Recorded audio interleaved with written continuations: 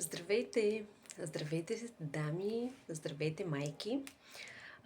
Днес имахме едно прекрасно събитие с една дама от моят екип, майка на 3 дечица, която въпреки трите си деца отдели един час време за себе си, в което да пием кафе и да си говорим с други майки, да избягаме за малко от майчинството. Така нарекохме тази среща, която надявам се, че ще продължи през следващите седмици.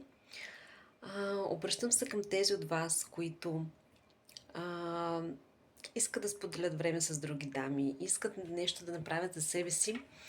Аз съм много щастлива, че от всички поканени дами се включиха две. Но то какви дами?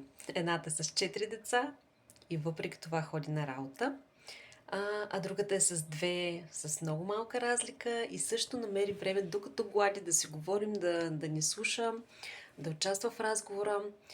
А, Просто искам да ви кажа, че съм възхитена от дамите. Жените, ние сме сила. Това, което искам да споделя с други дами, не се колебайте да направите нещо ново, не се колебайте да се запознаете с нови хора. Това само може да ви обогати, да ви ентусиазира, да ви се родят много идеи. Аз съм много щастлива от тази среща, защото а, естествено беше импровизация от наша страна. Не знаехме колко хора ще се включат, не знаехме дали ще се включи някой.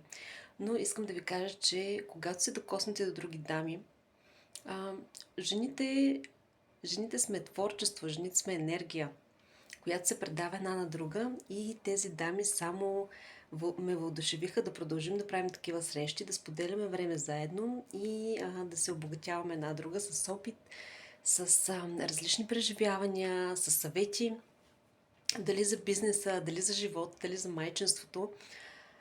Всяка от нас има нужда от минутки за себе си. Аз съм сигурна, че ще бъде приятно на много други дами да бъдат с нас. Така че следете профила в Instagram и в TikTok и там ще обявявам кога ще имаме такива срещи, да избягаш с малко от майчинството. Това е за хора не само, които в момента са в майчинство, а за майки с деца, които имат нужда от минутки и време за себе си. В една прекрасна дамска компания.